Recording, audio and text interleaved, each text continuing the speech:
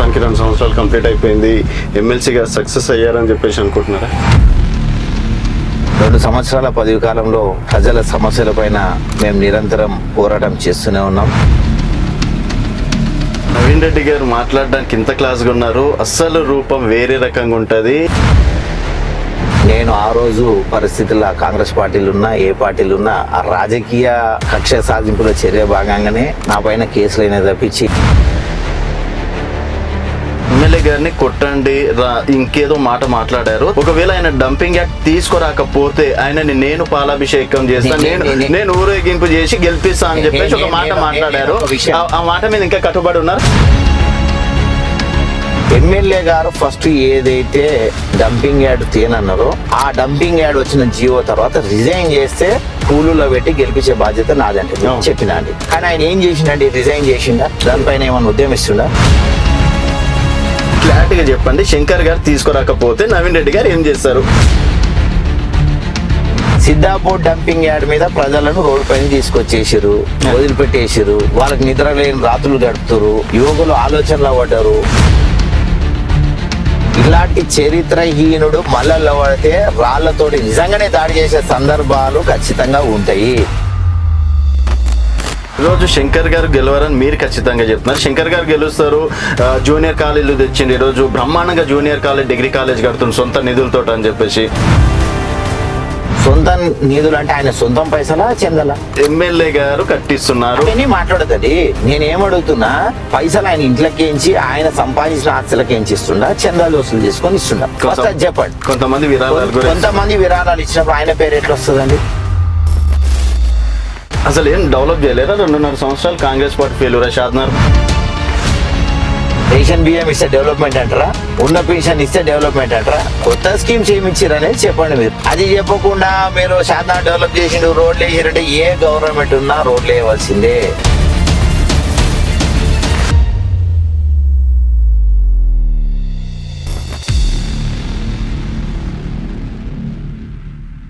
Welcome to Telangana వెలుగు. నేను మీ రాజు. ప్రస్తుతం మనతో పాటు ఉమ్మడి మహబూబ్నగర్ జిల్లాలో ఎమ్మెల్సీ నాగర్గుంట నవీన్ రెడ్డి గారు ఉన్నారు. నవీన్ అన్న నమస్తే అన్న.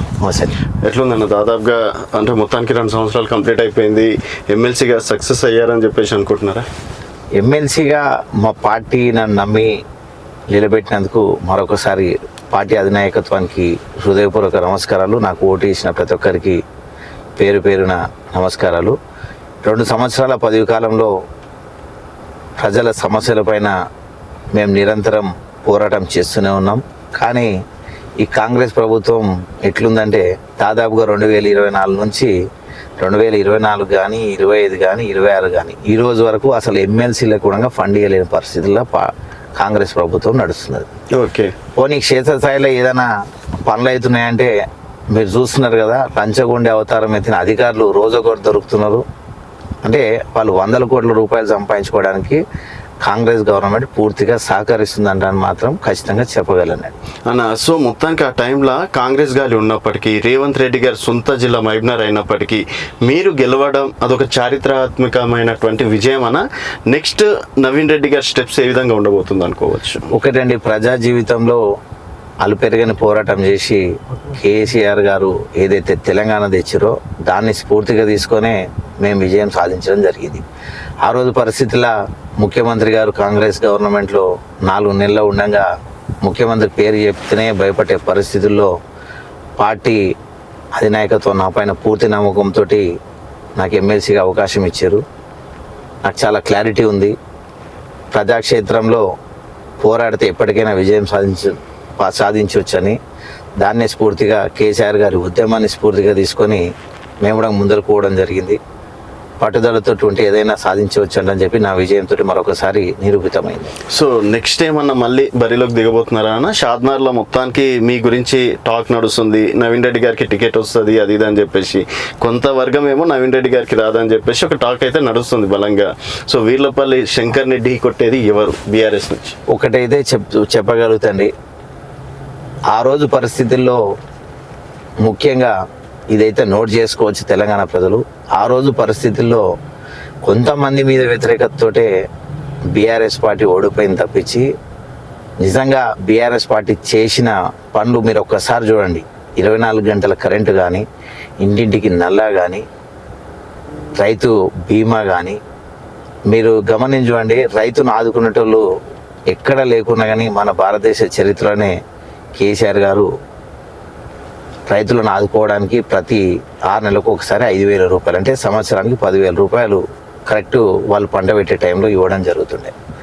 అలాంటి మంచి మంచి స్కీమ్స్ కూడా తీసుకొచ్చారంటే అవిటిని కూడా ప్రజలు మర్చిపోయారంటే కొంతమంది క్యాండిడేట్ల పైన వ్యతిరేకత అంటాను అనుకుంటున్నా. అంటే అన్ని ప్లేసులు అనేది కాదు, కొన్ని ప్లేసులు అయితే అదే జరిగింది. బీఆర్ఎస్ పార్టీ అప్పుడు బలంగానే ఉంది, ఇప్పుడు బలంగానే ఉంది.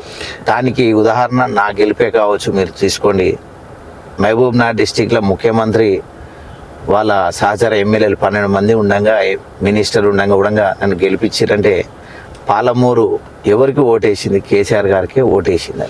షాద్ నగర్ బరిలో నవీన్ కుమార్ రెడ్డి గారు ఉండబోతున్నారా అన్న చాలా మందికి ఒక డౌట్. ఒకటైతే చెప్పగలుగుతండి, ప్రజా జీవితంలో నిత్యం ఉన్నోళ్ళు ఆ రోజు పరిస్థితుల్లో ఎవరు యాక్టివ్ ఉంటే వాళ్ళకే పార్టీ టికెట్ ఇస్తుంది. ఓకే, నవీన్ రెడ్డి అనేది కాదు, ఏ నియోజకవర్గంలో అయినా కానీ, షాద్నగర్ నియోజకవర్గం కాదు 119 నియోజకవర్గాల ఆ రోజు సర్వేలా ఎవరైతే ప్రజలతో సంబంధాలు కలిగి ఉన్నారో, ఎవరైతే ప్రతిపక్షాన్ని ఢీకొట్టగలుగుతారో వాళ్ళకే టికెట్లు ఇస్తుంది, వాళ్ళే గెలుస్తారని మీరు అది కళ్ళారా చూస్తారు. టికెట్ ఎవరికి వస్తుంది అనేది కూడా చూస్తారండి. అయితే నవీన్ రెడ్డి గారు మాట్లాడడానికి ఇంత క్లాస్గా ఉన్నారు, అస్సలు రూపం వేరే రకంగా ఉంటుంది. నవీన్ రెడ్డి గారు ఇప్పటి వరకు చేసిందన్ని కబ్జాలు అని చెప్పేసి, రౌడీజం అని చెప్పేసి, కేసులు ఉన్నాయని చెప్పేసి రకరకాలుగా మీ గురించి మాట్లాడుతున్నటువంటి తీరన నిజంగా నవీన్ రెడ్డి గారు ఆ మచ్చ అనేది ఎందుకు ఉండిపోయింది? నేను ఒక విషయం చెప్తా చూడండి. ఆ రోజు పరిస్థితుల్లో కాంగ్రెస్ పార్టీలు ఉన్నా, ఏ పార్టీలు ఉన్నా, ఆ రాజకీయ కక్ష సాధింపుల చర్య భాగంగానే నా పైన కేసులు అయినా తప్పించి నేను అసలు ఏమీ, అంటే జనరల్గా లోకల్ బాడీ ఎలక్షన్ అనేది ప్రతి మండలంలో జరుగుతుంది, ప్రతి విలేజ్లో జరుగుతుంది. దాదాపుగా 20 సంవత్సరాల నుంచి ప్రజా జీవితంలో మేమున్నాం, మా కుటుంబం ఉంది. మా కుటుంబం ఇప్పటి వరకు ఓడిపోలేదు, మా అనుచరులు కూడా ఓడిపోలేదు. స్థానికంగా ఇప్పుడు తీసుకోండి, మా మండల్లో దాదాపుగా 19 సీట్లు ఉంటే ఒకటి యునానిమస్ అయింది, కన్నా శాంతివనం.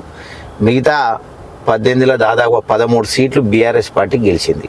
ముఖ్యంగా మీరు గమనించి చూడవలసింది ఏంటంటే, వీర్లపల్లి శంకర్ ఏదైతే వీర్లపల్లి అంటారో, ఆ కసలవాది శంకరయ్య సొంత ఊరు వీర్లపల్లిలో కూడా ఈరోజు బీఆర్ఎస్ బలపరిచిన నవీన్ రెడ్డి క్యాండిడేట్ చిందం పాండు అనే అతను గెలిచిండు. అంటే ఒక అధికార పార్టీ ఎమ్మెల్యే సొంత ఊర్లో ఓడిపోవడమే కాదు, సొంత మండల్లో కూడా ఒక 4-5 సర్పంచులు మాత్రమే వాళ్ళు గెలిచిరంటే వాళ్ళ పరిస్థితి ఎట్లుందో అర్థం చేసుకోవచ్చు.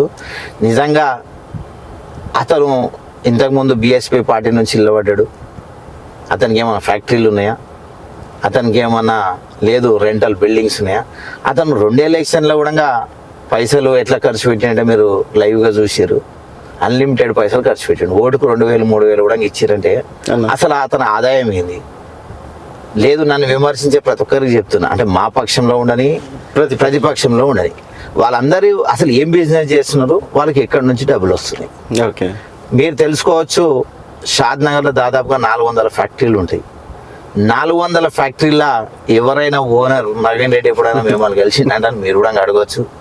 కానీ రాజకీయ జీవితంలోనే షాద్ నగర్లో చాలా మంది లీడర్లను చూసినా ఖాళీ వాళ్ళు ఇచ్చే నెల వస్తువులకి వాళ్ళకి రాజకీయాలు వస్తున్నారు తప్పించి నిజంగా ప్రజా సమస్యల పైన అసలు పోరాటమే లేదు. ఉదాహరణకు సిద్ధాపూర్ తీసుకోండి, సిద్ధాపూర్లో ప్రజలు చైతన్యవంతులు కానీ రాజకీయ నాయకులు అందరూ ఫెయిల్ అయిపోయారండి. మీరు ఒకసారి చూసుకోండి.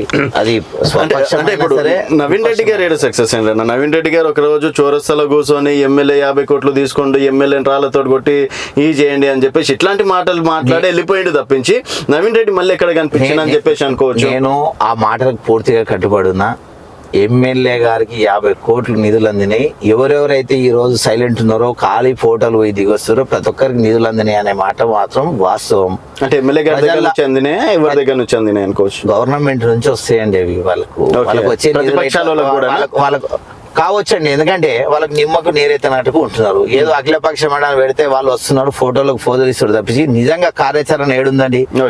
నేను సైలెంట్గా ఉండడానికి 2 కారణాలు ఉన్నాయండి. ఒకటి, ఫస్ట్ ప్రజలకు అర్థం కావాలి ఎవరు వాళ్ళ తరఫున పోరాడతారు, ఎవరు వాళ్ళ తరఫున వాళ్ళ ఆకాంక్షలు నెరవేరుస్తారు, ఎవరు నిజంగానే ఫైట్ చేయగలుగుతారు, ఎవరు ఉద్యమాన్ని ఉధృతం చేయగలుగుతారు అనేది ప్రజలకు ఇప్పటికీ సుస్పష్టంగా కనబడుతున్నది, వాళ్ళకి అర్థమవుతున్నది. వాళ్ళే ఉద్యమం పక్కదారి పట్టకుండా చూసుకోవాల్సిన జాగ్రత్త ప్రజలపైన ఉంది ఇప్పుడు. ఎందుకంటే లీడర్లు మేనేజబుల్ అనేది సాధారణ అందరికీ తెలుసు.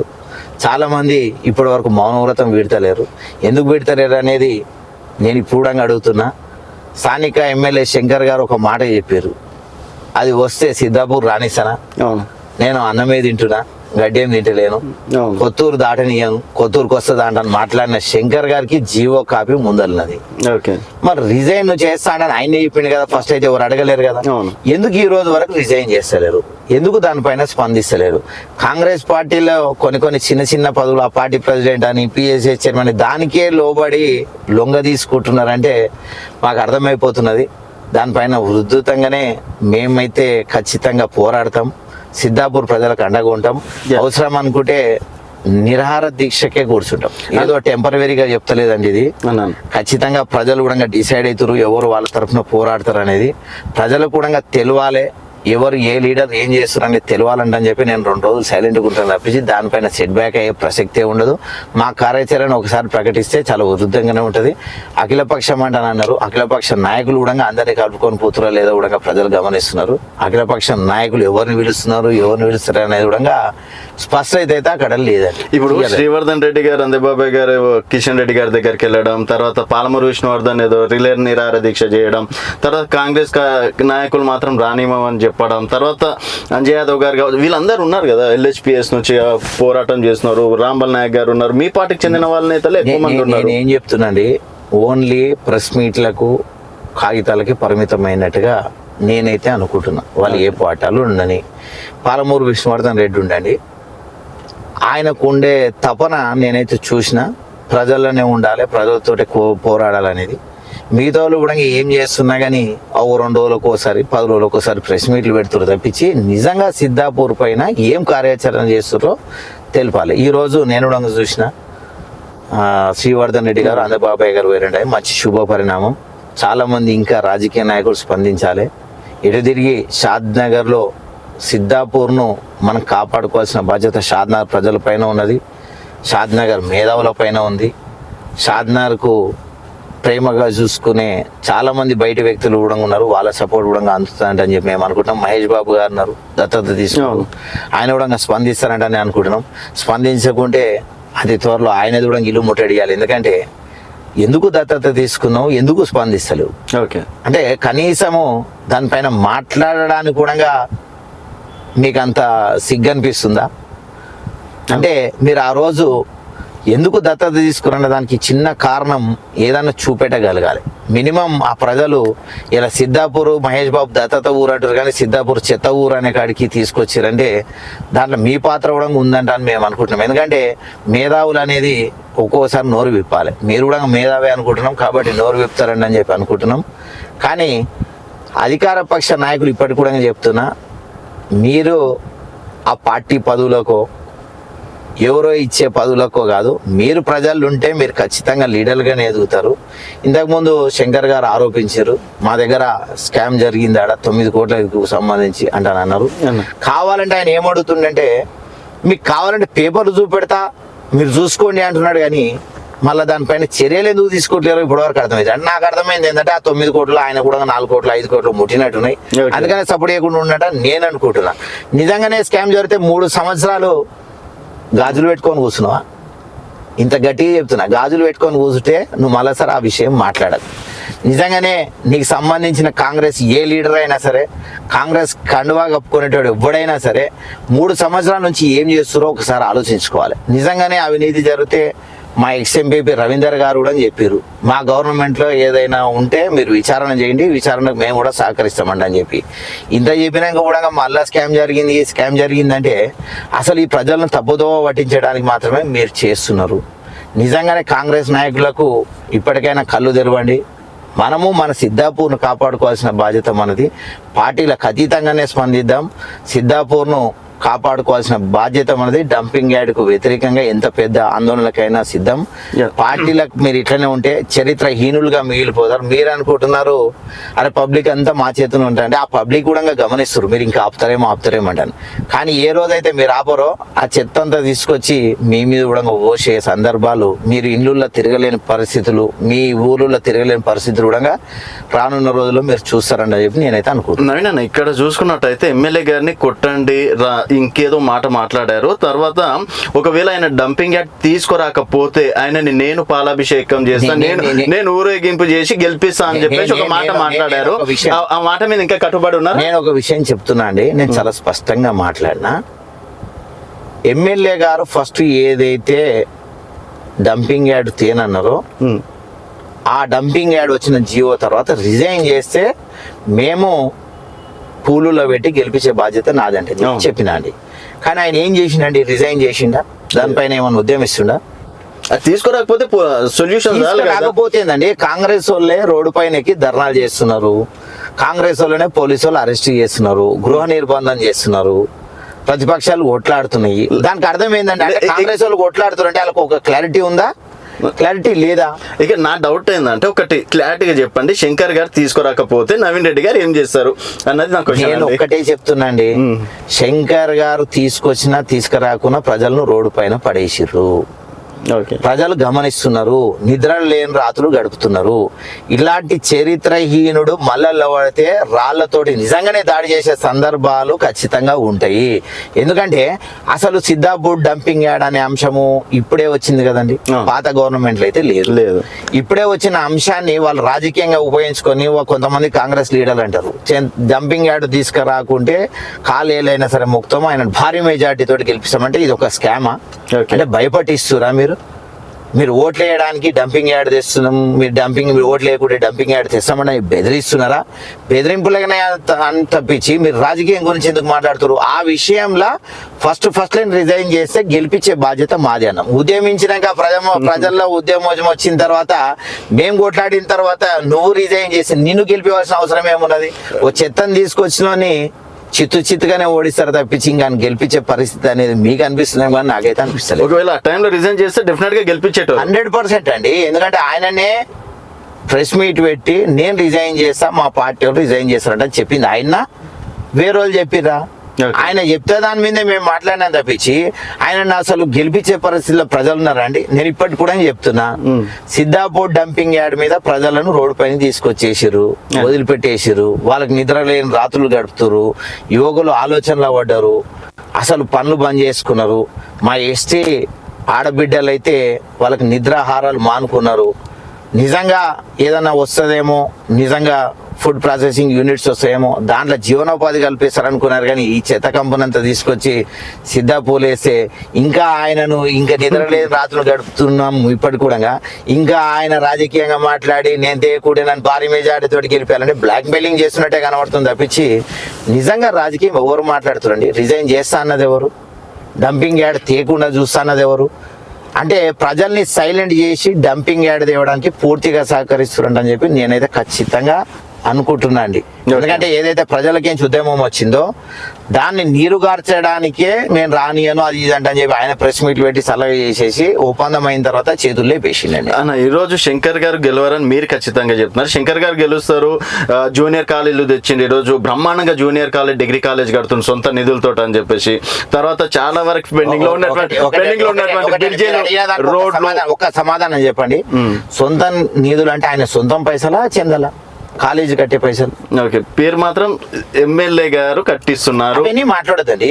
నేనేమడుగుతున్నా, ఆయన పైసలు ఆయన ఇంట్లోకేంచి ఆయన సంపాదించిన ఆస్తులకేంచి ఇస్తుండా, చందాలు వసూలు చేసుకొని ఇస్తుండా? ఫస్ట్ అది చెప్పండి. కొంతమంది విరాళాలు ఇచ్చినప్పుడు ఆయన పేరు ఎట్లా వస్తుందండి? ఆయన పేరు ఎట్లా వస్తుంది?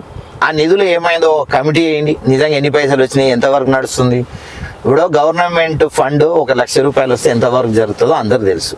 అదే ప్రైవేట్ ఫండ్ ఎవరికి ఏమి కమిషన్లు కానీ ఏమి కానీ ఎవరికైనా ఇచ్చే ఇవి కానీ లేనప్పుడు ఎంతలా ఖర్చు అవుతుంది కూడా తేలిపోతుందండి. ఆయన మంచి పనులు చేస్తే మంచి పనులనే చేసిరండి అని చెప్తారు. విరాళాలు చేసి కడుతున్నాను అని తప్పించి సొంత నిధులు అనేది మాట్లాడొద్దండి. ఎందుకు చెప్తున్నా అంటే, ఆయన విరాళాలు అంటే పేరు ఎవడైతే పైసలు ఇస్తారో, 1,00,000 రూపాయలు ఇచ్చినా 10,000 ఇచ్చినా ఆయన పేరు పెట్టాలి, కానీ ఈయన పేరు ఎందుకండి అనవసరంగా. ఓకే, సో ఆయన అసలు ఏం డెవలప్ చేయలేరా? 2.5 సంవత్సరాలు కాంగ్రెస్ పార్టీ ఫెయిల్యూరా షాద్నగర్ లో? 100% ఫెయిల్యూర్ అండి. రోడ్లు వేసినాం, ఇప్పుడు రోడ్డు విస్తరణ చేస్తున్నాం, తర్వాత బ్రిడ్జిలు కట్టినాము, లైట్లు చూడండి, ఊర్లు కూడా లైట్లు చూసినా. నేను ఒక మాట చెప్తున్నా చూడండి, మీరు గవర్నమెంట్ నిధులతోటి లైట్లు ఇస్తున్నారేమో కానీ నేను నా సొంత నిధులతోటి లైట్లు ఇస్తున్నా. నా సొంత నిధులతోటి నేను ఈ రోజు చాలా విలేజ్ లో హైమాక్స్ లైట్లు ఈ రోజు మేము వేయడం జరిగింది. ఈ రోజు కూడా పెద్దేళ్ళకి చిల్లర చౌదరిగూడ మండల్లో లైట్లు ఈ రోజు కూడా మేము 2 ఓపెన్ చేయడానికి వెళ్తున్నాము.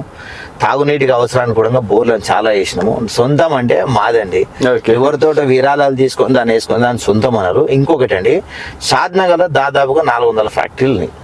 ఆ 400 ఫ్యాక్టరీలు మన దగ్గర ఒక 2% మన షాద్నగర్ ప్రయోజనాల గురించి ఖర్చు పెట్టినా ఏ గవర్నమెంట్ తోటి సంబంధం లేకుండా, ఎటువంటి గవర్నమెంట్ నిధులు లేకుండా కూడా షాద్నగర్ డెవలప్ చేసే స్కీమ్స్ చాలా పెట్టొచ్చండి.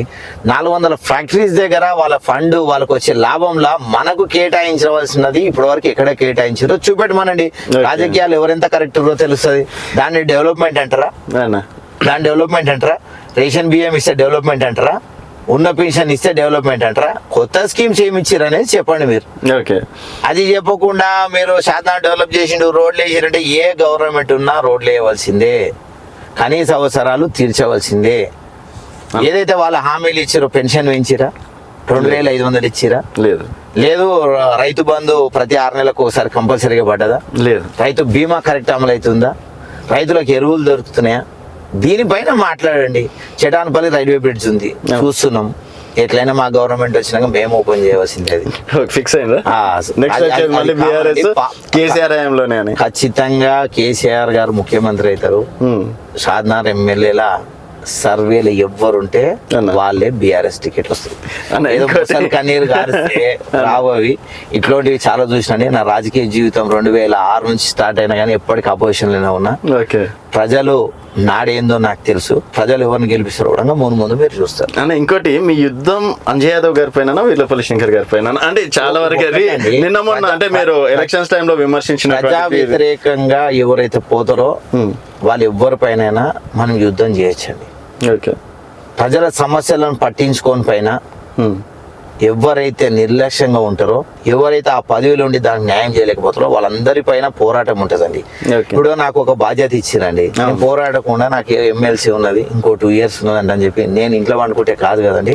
నన్ను గెలిపించింది బీఆర్ఎస్ పార్టీ, టికెట్ ఇచ్చినందుకు, ప్రజలు గెలిపించినందుకు నేను చేయవలసింది ఏంటంటే, ప్రతిపక్షంగా మనము ప్రజలకు కావాల్సిన ఏవైతే వాళ్ళ అవసరాలకు అమలు కాని హామీలు ఇచ్చారో ఆ అమలు కాని హామీలు అమలు అయ్యేటట్టు చూడడానికి, ప్రజా సమస్యల పైన పోరాడడానికి మనం గెలిపించారు. దానిపైన పోరాటం లేనప్పుడు ఏ పార్టీ అయితే ఏందండి, ఏ పార్టీ గెలిచినయింది, ఓడినయింది. మీరు షాద్నగర్ ఎమ్మెల్యే శంకర్ ని గెలవనీయను అని చెప్పేసి ఎన్నికల ముందు ఛాలెంజ్ చేశారు, తర్వాత ఇప్పుడు కూడా నెక్స్ట్ గెలవనీయను అని చెప్పేసి ఛాలెంజ్ చేస్తున్నారు. అప్పుడు గెలిచారు, ఇప్పుడు మరి. నేను ఆ రోజు కూడా చెప్తున్నాండి, నీ సొంత ఊర్లో నువ్వు ఓట్లు తెచ్చుకొని చూపెట్టండి అని చెప్పిన, దానికి కట్టుబడి ఉన్నా. దానికి ప్రెస్టేజ్ ఇష్యూ గానే మా పార్టీలో ఇద్దరిని ఇంకొక ఆయనను నిలబెట్టినా కానీ, ఇంకొక ఆయనను మా పార్టీ నుంచి చీల్చి నిలబెట్టినా కానీ మా క్యాండిడేట్ గెలిచిందంటే ఆ ఊర్లో ఎవరికి సత్తా ఉన్నదో ప్రజలకు అందరికీ తెలుసండి. మండల ప్రజలకు తెలుసు. షాద్నగర్ నియోజకవర్గ ప్రజలు ఇంకో 2 సంవత్సరాల ముందే ఎవరు ఎమ్మెల్యే కావాలనేది నిర్ణయించి పెట్టుకున్నారు. దాని నిర్ణయానికి తగ్గట్టే పనులు ఉంటాయండి. ఎవరో ఏదో అన్నారు, ఎవరో ఏదో చేసారు, నేను ఒక్కటి నా పైన ఇన్ని ఆరోపణలు చేసింది నిరూపించుకోండి. గవర్నమెంట్ మీదే కదా. నేను వద్దానా? నేను ఏదైనా ఎంక్వైరీ చేసుకుంటే వద్దానా? నేను ఎవరన్నా వద్దానా? అసలు ఏదో కేసులు పెట్టి ఏదో పెట్టినా అది ఇది అంటే, నేనైతే ఒక్కటి చెప్తాండి, కేటీఆర్ గారు చాలా సందర్భాలు అన్నారు, ఎవరైతే ఎక్స్ట్రాలు చేసుకోరో వాళ్ళ పేర్లు రాసి పెట్టుకోవాలి, మన గవర్నమెంట్ వచ్చినాక చూడాలండి. అది దాంట్లో షాద్నగర్ లో పనిచేసిన ప్రతి ఆఫీసర్ ను నేనైతే రాసి పెట్టుకున్నా, ఖచ్చితంగా రాసి పెట్టుకుంటామండి. ఓకే, ఇప్పుడే కాదు, నా పైన అక్రమమైన కేసులు పెట్టిన వాళ్ళను, పెట్టించిన వాళ్ళను కూడా రాసి పెట్టుకొని మేము కూడా పగ అనేది ఉంటది కదండి ఎవరికైనా. ఆ పగ అనేది లేకపోతే మనిషి చచ్చిపోతాడు. ఇప్పుడు సిద్ధాపూర్ డంపింగ్ యార్డ్ పడుతుంది. ఆ డంపింగ్ యార్డ్ పడుతున్నది అనేది ప్రజలను నిద్ర లేకుండా రాత్రులు గడుపుతున్నారు. అసలు దానికి ప్రధాన కారణం ఎవరు? ఓకే, నిజంగా ఒకవేళ డంపింగ్ యార్డ్ వస్తే వాళ్ళను పూల వర్షం చేయాలా, లేదు రాళ్ళతోటి కొట్టాలా? మీరే చెప్పండి. అంటే ఒక ప్రజాప్రతినిధి మనం ఆ విధంగా మాట్లాడడం ఎంతవరకు కరెక్ట్ అంటారు? ఇప్పటి కూడా చెప్తున్నా అండి, సిద్ధాపూర్ డంపింగ్ యార్డ్ కు ఎవరైతే అనుకూలంగా పనిచేస్తారో, ఎవరైతే ఆ ఉద్యమాన్ని సిద్ధాపూర్ డంపింగ్ యార్డ్ రాకుండా ఉద్యమాన్ని నీరు కార్చడానికి ప్రయత్నం చేస్తారో వాళ్ళని రాళ్లతోటి కొట్టి చంపడం అయితే తప్పేం లేదండి. నేను ఇప్పటి కూడా చెప్తున్నా, కేసులు కూడా అయినాయి కదా. కానీ అండి ప్రజా సమస్యల పోరాడినప్పుడు కామన్ అండి. నేను ఇప్పుడు ఇంత మాట చెప్తున్నాండి, మీరు 50 కోట్ల ముడుపులు తీసుకోకుంటే ఈ రోజు రిజైన్ చేయండి.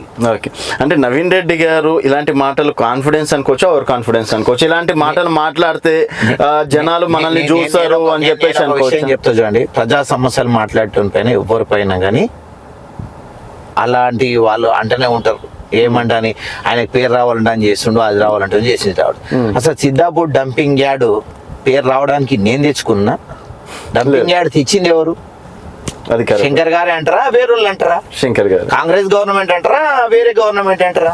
కాంగ్రెస్ అన్నప్పుడు వాళ్ళు తెచ్చిన దాని మీద పోరాడితే నాకు పేరు వచ్చిన పిలిపించిందంటే ఆయన రిజైన్ చేయమంటారా? ఎవడు అడిగిండు?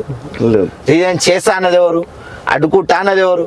ఆయన అడిగిన దానికి నేను ఖచ్చితంగా నిలదీస్తాం. చొక్కా పట్టుకొని నడి చౌరస్తా నిలబెట్టే బాధ్యత మాది. ఎందుకంటే నువ్వు ఎవరిని మభ్యపెట్టడానికి రాజకీయాలు చేస్తున్నావు చూస్తున్నా, నీ ప్రెస్ మీట్లు చూస్తున్నా, నీ హంభావం చూస్తున్నా, నీకు మద్దతు ఇస్తున్న వాళ్ళు చూస్తున్నా, అధికారులకు చూస్తున్నా. దానికి పోయే కాలం వచ్చినప్పుడు ఇవన్నీ ఏమి ఉండేయండి, అతి త్వరలో మీరు కూడా చూస్తారు. షాద్నగర్ డంపింగ్ యార్డ్ పైన ఎవరు ఉద్యమిస్తారు కూడా చూస్తారు.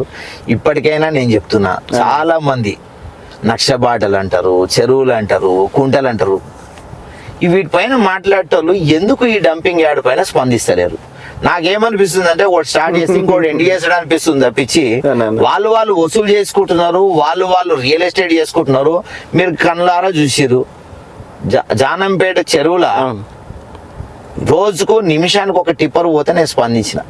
కొంతమంది స్పందించారు, అప్పటికే వర్షాకాలం పడి జేసీబీలు టిప్పర్ అంత పోయినాక పోయి మట్టి పని చేయాలి అంటారు. అంటే దాని అర్థం ఏందండి? నిజంగా మట్టి కొట్టినప్పుడు మీ కళ్ళు మూసుకుపోయినాయా?